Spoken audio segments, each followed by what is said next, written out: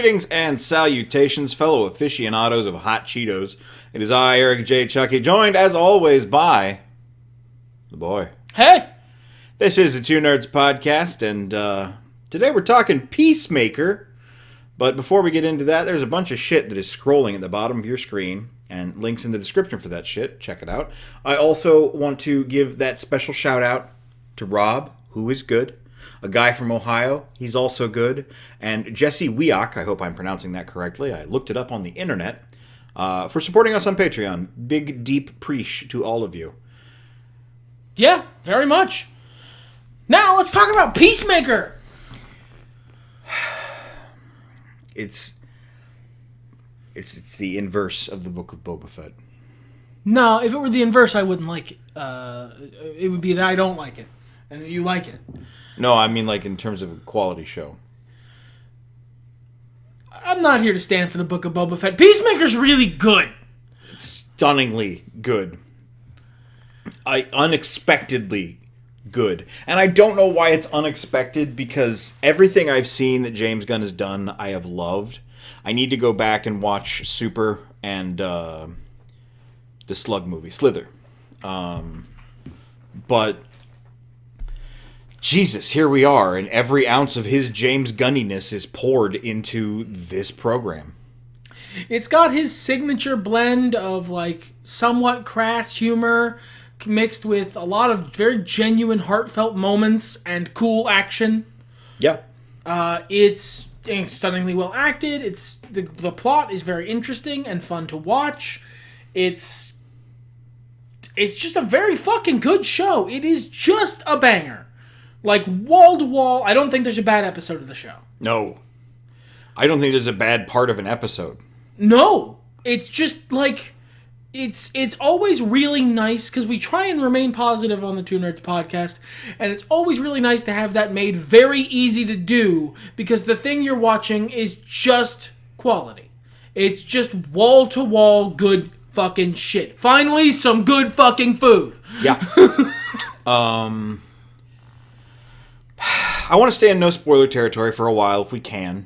Yeah, that's fair. We got people listeners who may not have seen Peacemaker, or maybe were waiting for it to be done, and it did only get done just very recently. We are recording this like the day after the final episode came out. So they might be people who wait to binge watch it all. So it is possible, unlike usual, that you have literally not seen Peacemaker and are listening to this. Stop. Like, comment, subscribe. Go watch Peacemaker. Come back. Genuinely, it is worth your time. Yeah. James Gunn takes a bunch of Z-grade DC characters and makes an incredible story out of them. He took Z-grade Marvel characters and made one of my favorite superhero movies of all time, so... And, like, we just got done last year doing a big list of all of our favorite characters. Because of this show, and I don't think Peacemaker's in the top, like, certainly not the final top 10 list, but he would be somewhere in my top 5 DCs. He's got... This character has a lot of legs, guys. He's either a centipede or very complex. Indeed. And it's funny, and it's...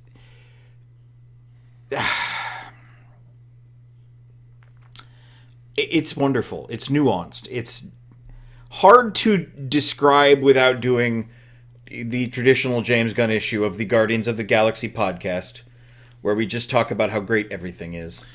But to do so, it's hard to do anything but that without getting into spoiler territory. That is also true. I guess I should summarize. Let me give my spoiler free review. It's a fantastic series. Go watch it, as we said. For more details, I would say it is a delightfully nuanced look at a person who, through most of their life, has only ever been given bad options and led astray by bad faith actors and bad people, who is not necessarily a bad person themselves, but has only been taught how to be bad, and struggling with not feeling good about being bad. It's this is a movie I'm not amazingly fond of. I'm leading up to a reference, but there is a reference that comes into my head a lot. And this is Peacemaker is the moral equivalent of we trained him incorrectly on purpose as a joke. Yeah. And what happens when you take that and then treat it seriously? Yeah. and that is paired with some really raucous but real humor. The kinds of dumbass conversations and tangents and clearly ad-libbed lines and stuff like that these characters had feel like dumbass conversations, tangents, and ad-libs I've done in my life. There's a lot of kind of jocular humor. Sometimes it gets a little crass. But he's right. It feels like the kind of jokes people tell. Like, there's jokes, it's not quippy. Marvel is often criticized for being very quippy. I don't happen to share that criticism, but I recognize that their dialogue is very tight. Not exactly Sorkin-esque, but it's very, it's very, like, Occam's razor in terms of how simple it can be sometimes. And it does focus on keeping characters laconic and funny. I get that. I don't have a problem with it. No. Peacemaker has funny characters and funny moments, but it is not quippy. They are not disaffectedly like an episode of Daria just sort of poking fun at the things going on around them. It's just humans making jokes in a situation that they happen to be in. A lot of times it's awkward. It's a subtle distinction, but a very important one. Yeah. I guess that's all I've got, unless you've got anything else you want to say about the situation. Not that doesn't involve spoilers. All right, so this is officially heading into spoiler territory. I don't know how much specific stuff we're going to discuss. I don't ironically think the plot of Peacemaker that can be spoiled is the important part of the show. Like Project Butterfly. Yeah, it's a really neat story. To me, that's not even necessarily the plot of Peacemaker. The plot of the Peacemaker is Christopher Smith's journey. Yes, and and to a lesser extent, because it's not exactly an ensemble piece. All of the other characters are important. Yes, and they're all part of the team in universe. But this is a John Cena joint to a certain extent. I think it's John Cena is the primary character. Everyone else is the second character. Yeah, it's not like there's a second lead and then down from there. No, everyone else gets about the same amount of screen time.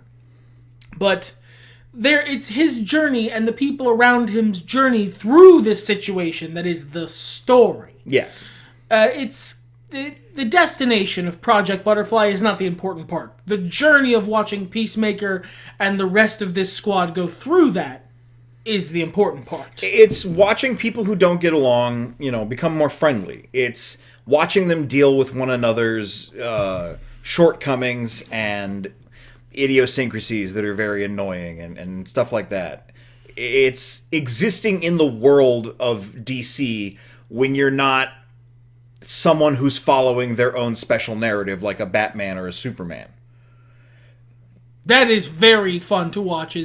They're still heroic characters. I mean that in the, I guess, Homeric sense. They are over the top. They are bombastic. They are powerful. Not necessarily good people. But they're not the fucking Justice League. No. So you get a very eyes on the ground perspective of all of the fucking wacky shit that happens in the DC universe. And it's also good in the sense that, and Batman and Superman as examples, they remove themselves from society for the most part. They have their dabbling, their dalliances in social situations as part of their cover, whether that be Bruce Wayne or Clark Kent. But for the most part, they're off doing their own thing in their own little world where they are, and I don't mean this as like an egotistical takedown, but like they're the most important person. Well, yeah, they're the protagonists of their stories. Right. So, like, Batman doesn't have to look at his neighbor and insist that he's not a bad guy. Batman, and he wouldn't. If someone was like, Batman, you're actually a bad guy. You hurt criminals. Actually, you've nailed it. The difference is self-confidence. Yeah. Bruce Wayne and Clark Kent are self-confident. They don't require the approval of others, really. Sure. They cleave to their own morals, and they're happy with that. Christopher Smith is a ball of anxiety and desire for camaraderie and acceptance, with a cringy 2005 edgelord crust on top. And it's fascinating because I have met people like this. I have been this kind of person, albeit 10 years ago at least. I see a lot in his struggles I've had, or struggles friends of mine have had, to make friends despite the fact that you're being so insulting to everyone around you because you don't know how else to be. Yeah, I might know a thing or two about that. I don't know. Here on the podcast, man, everyone just thinks you're pleasant. Yeah, no. No, I try to be, but when I was younger, I was a real dickhead. Or putting up with people, making fun of you in a situation where you can't really fight back. Yeah, there's and I want to get into the details on this because it's actually one of my favorite parts of the show. There's a very genuine story of what it's like to be bullied by someone you can't get away from because you're stuck in the same situation in this series, and it's handled with both humor and genuine care, and that's so surprising that they managed both. I remember one of your concerns when the series started was that they were just going to turn Peacemaker into a good guy by the end of it. Yeah, it's a concern. It was a concern I had. And I'm really glad. I didn't think about it until you brought it up. I didn't think they were going to do that once you did, but I'm really glad it didn't happen that way. Not that he's a bad guy, but he still is on a path of growth. This is something I thought was sort of paralleled. And this is slight spoiler-ish territory. In the final episode, after the big final dramatic battle, Harcourt is injured and has to go through rehab. Yeah. And I really liked, as a viewer and as someone who writes stuff, link in the description, them sitting there and actually showing her learning how to walk again. The same way I liked it when they did it with Rhodey. Yeah. It just felt realistic. It felt like a nice nod, a nice touch, a good way to add dimension to your world. And you see that paralleled stronger and over a longer duration in Chris's journey. In him not like, oh, I did the good thing the one time and now I'm fixed, I'm just nice. He's still an asshole, and he still doesn't get it, and he's trying to get it, and he's failing, and that's frustrating. And you get to watch this unravel over the entire series, and watch this character try to reconcile his past and mature beyond it. And it's so beautiful. It's so true to life. Just to watch a hero struggle. And I love and laugh at the fact that I say all these things about this piece of media, and literally the final episode opened with an extended series of fart noises. My favorite part of Peacemaker is when they made a fart noise for a long time. But it was genuine. It was both, amusing in context and an actual emotional beat in the story. Yeah. They managed to make him actually, with his tongue out from in between his lips, intentionally making fart noises into a regrettable piece of friction in between two friends. And also amusing. Yeah. And his quality of filmmaking is like you took Kevin Smith in his golden era and a lot of the great stuff about Zack Snyder and a bunch of other directors I can't think of off the top of my head, these auteurs, these people who create amazing media, and kind of mushed them together in this one capable ball. I'm so routinely fascinated how often James Gunn knocks it out of the park. He's a fucking wizard. I've not seen a thing he's done that wasn't great. Much like you, I want to go look for more things that James Gunn has done that I haven't seen, because I expect him to be really good. He's just fucking really good at his job. Yeah. And I like the fact that this show was created because of the final scene in the Suicide Squad. Well, not the final scene. John Cena's final scene. Where James Gunn looked at him, watched him acting, and went, holy shit, I need to put this guy in a show. I need to give him an opportunity to act. And this show was an emotional roller coaster at times. Yeah, dude, like they really all right. Christopher Smith is a fucking asshole.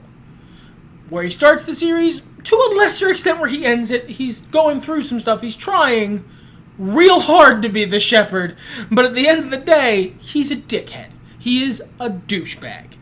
But by the end of the series, if you honestly aren't on his side, I'm not sure we watched the same thing, or we're in very different places as people. Loosen your asshole a bit. It's just they make you empathize with and feel for someone who could have easily been a very two-dimensional joke of a person. Yeah. And a lot of that has to be put on the shoulders of apparently incredibly talented dramatic actor John Cena. Talented comedian, I always knew. He was always funny. Yeah.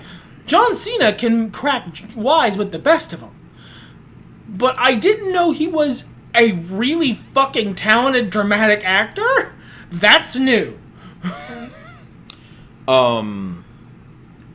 Is there anything else I wanted to heap praise on John Cena for before we moved along to other aspects of this story? Man can play a mean piano. Man can play a mean piano.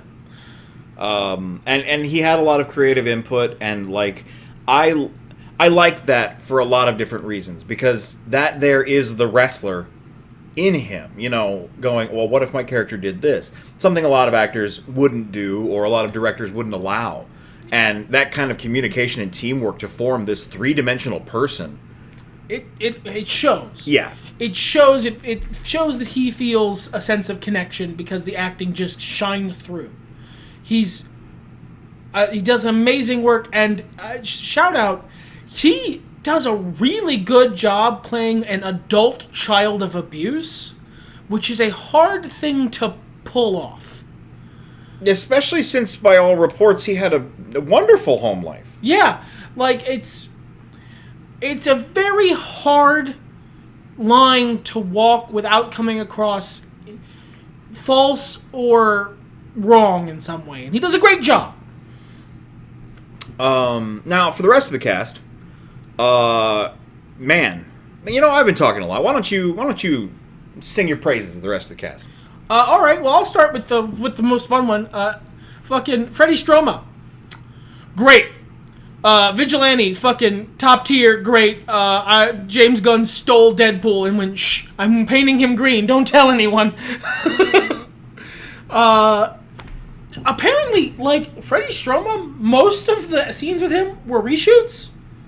Really? And, yeah. There was an entirely other actor who was playing Vigilante. I don't know who. And they got through filming episode 5. And then he fucked off, like that guy who played Marty in Back from the Future. And they brought Freddie Stroma in and had him reshoot all of Vig's scenes up through, like, episode 5. Wow. And he's that good. That does kind of explain some stuff, because there was kind of a weird quality, like, not too weird, but like a different energy during the scenes. I don't know if I would have pegged episode 5, but like I remember that now that you mention it in the early episodes, that it felt a little different. But I would never have thought. Yeah, apparently the energy is really vibe was good. just wrong with the other guys. So wow, that's very interesting. And fucking excellent call. You called an audible and it worked out. Freddie Stroma does a great job as sociopath fucking turbo. Vigilante is an excellent character. Vigilante is also a character I have known. I'm not as fond of him in real life. Why would you be? But yeah, I mean, that's some more amazing acting. Like he takes all of the oozing charm of a serial killer and vents it through the filter of a teenager. And he has a great quality to him that he's a sociopath. They don't fucking bury the lead on that. he has a great quality to him that a lot of fictional sociopaths lack. He has superficial charisma. He is able to pass as a normie for brief, contained windows of time. But the longer you spend around him, the more you can tell something is wrong here. I would say, what if Steve Urkel was Dexter? And, like, not tortured about it. No. Genuinely happy and content to be a unrepentant, insane serial killer. But also he is, in fact, still Steve Urkel. Yeah, great performance. Comedy chops were on point, too. Like, I don't know if it was the writers or if it was him ad-libbing or what, but being able to nail awkward humor, going a step too far, missing the point, missing the joke. Not getting human interaction. Sure. And it's threading the needle so well. My one criticism, and I don't believe this is the actor, I think this is probably the script, is sometimes he's a little too stupid.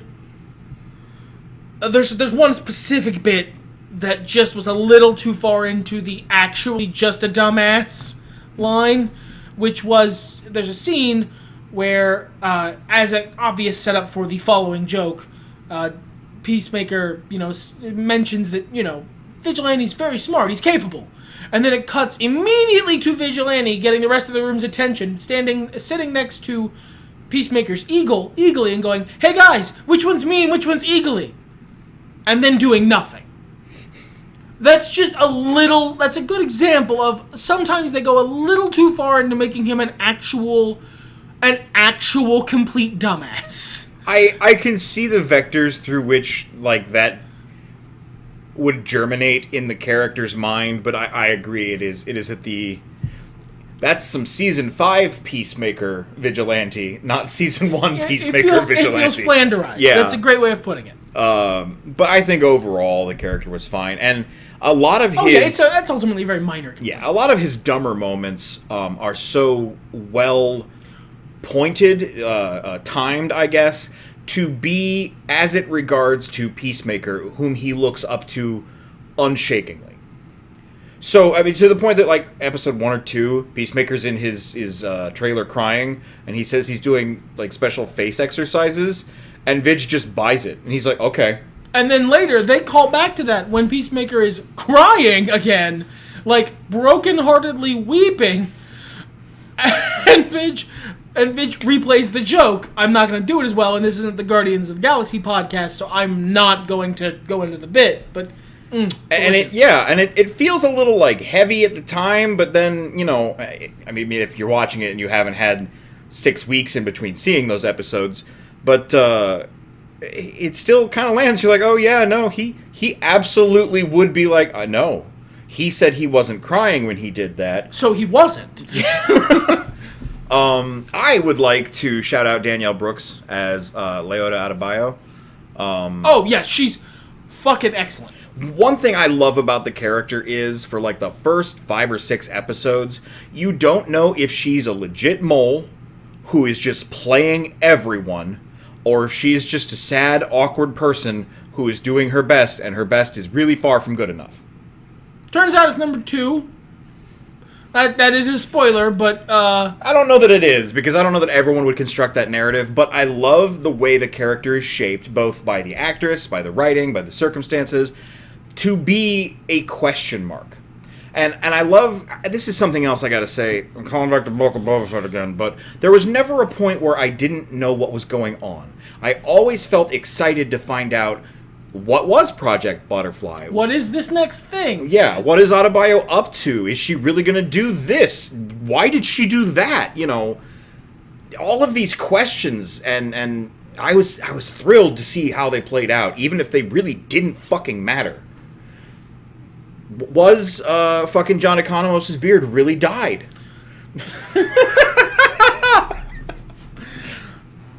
These are important. They're important questions. They're important questions. Another thing, and this isn't really acting, but it was a story direction choice. I'm glad Eagly absolutely loves Peacemaker. And he's clearly not a normal eagle. But he's also just a pet. Like, he's not... Oh, he's a good boy. They could have done a thing where it was like just shit on Peacemaker with him. Like, Yeah, oh, like look, it even was just Eagly. a completely normal... Or Peacemaker's a normal eagle and Eagly's a normal eagle and Peacemaker is just projecting. Right. Oh, or, yeah, Eagly is a very smart eagle, a super special eagle, who also thinks Chris Smith is a shitbag. Right. And not even Eagly takes his shit. No, Eagly loves him. And it's great. And the way that dynamic works is just really fun. And I appreciate that, like, what's the old adage?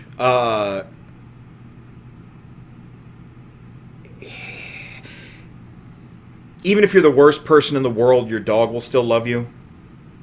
Yeah, that's not exactly the thing, but it plays. Yeah. Like, and he's not the worst person in the world, but like, it was just nice to see. It was just a good choice. It would have been so easy to use any of those options you mentioned, and it would have been fine. It would have played just fine, but they didn't. The choice they went with is much better. I mean, I could just spend time specifically backpatting everyone who is in this series, because there isn't an actor in this series who doesn't do a good job. Yeah, everything really plays well. I know we both really enjoyed... Actually, I really liked Annie Chang as Sophie Song. That character and all of the things she goes through, incredibly well done. Steve Agee, or Agee, I don't know how to pronounce it. I did not look it up on the internet. As John Economos plays just a mostly regular guy who's kind of a sad sack, and he does a great job doing it, and it's very emotionally resonant at times. Yeah. And that's the thing about a lot of the characters, is that, like, when you have these characters who are sort of down to earth, you expect them to be kind of like parodies of themselves, or of that trope of that character, in real life, because real life can have tropes. But they're not. They're such genuine portrayals, and that's a James Gunn hallmark. Is that? Yeah, even Amelia Harcourt, Jennifer Holland could have easily played that as essentially what Peacemaker could have been too, a complete two-dimensional, like, hard ass. It would have been easy to not have deeper layers there. It would have played just fine. And in the other direction, it could have been a really hackneyed, love story kind of thing, like you would expect, but it's not. It's not. They went a good direction with it that has depth, and, like, watching her make... I have never felt more emotionally connected to watching someone make a fucking WhatsApp group. Yeah. And it's the nuance. And that's the thing I love about this series in general, is that you can watch it and not pick up on any of the subtext. One of the things you really enjoyed was the idea that Vigilante has regeneration in the show. They don't mention it at any point, but I'm calling that. I am calling... They don't expressly say it, but he has it in the comics. Vigilante has regeneration. It is low level, not Wolverine tier, not Deadpool tier, but he has some level of regenerative capability. I'm gonna bet it's gonna be a joke in season 2, where he just believes that's how everyone heals and is confused when someone is still injured. Like, maybe they get the team back together after 6 months and Economos is still walking with a limp, and Vigilante's like, "What? Why are you still limping? You should be better. It's been months. You didn't just sleep that off?" And then Economos gets to be mad. "I had like a compound fracture in my leg. What are you talking about?" "Yeah, you just sleep that off. Normal people just sleep off stuff like that." Yeah. You need to look into your diet, man. Something's off with you. And that would be the end of the bit. Like, they would not bother going, "He has the regeneration." No, they're not going to signpost it. That's not the vibe of the show, but I'm calling that. Sure, but, like, you don't need to know that to enjoy the show. No. But you look deeper, and it's there. And it's there in every aspect of this program. Down to... One of the things I was so pleased I had done right, because I was a good viewer and I got a good grade in viewer, which is a thing that I can hope to achieve and is reasonable to want. The opening of this show is fucking incredible. Yeah, there's a reason it's the thumbnail. Watch it. It's fucking great. And I watched it every time, and, like, Do You Want to Taste It? It's like, fucking, this song is incredible. It's great. It's BoJack Horseman in song form. and it's 80s power ballad style or hair metal stuff, and it's transformed my life. But as James Gunn has said, in each episode, it's supposed to hit a little different. Like, they don't change it. Nothing is different about the opening. But what starts out as a really funny, fun thing is all of these actors are completely self-seriously doing a dance routine to this over-the-top hair metal song. And then the story continues, and then they show you this increasingly incongruent dance number unchanged. Episode 7 it felt dark. It felt like we're all helpless puppets. This is the dance we have to do. Nothing we can do matters. And it changes. Every episode it changes.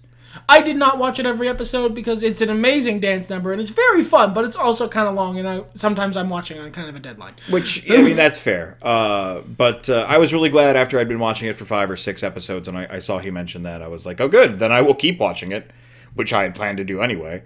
And there's a moment that I feel like in Refrain, it hits very well in the final episode. Yes, I agree. That really works. There's the short answer is there's a lot of stuff I could praise about this show. Robert Patrick is a king. He plays a fucking irredeemable shitbag of a human being, like a fucking an actual Nazi.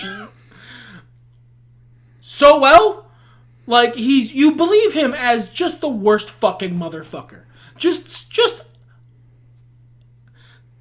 there's a line in the series that is a very poignant line in the moment, and I connected with it. But at one point, Chris is explaining to August Smith, his father, why Chris believes himself to be an asshole, and you feel it. Yeah.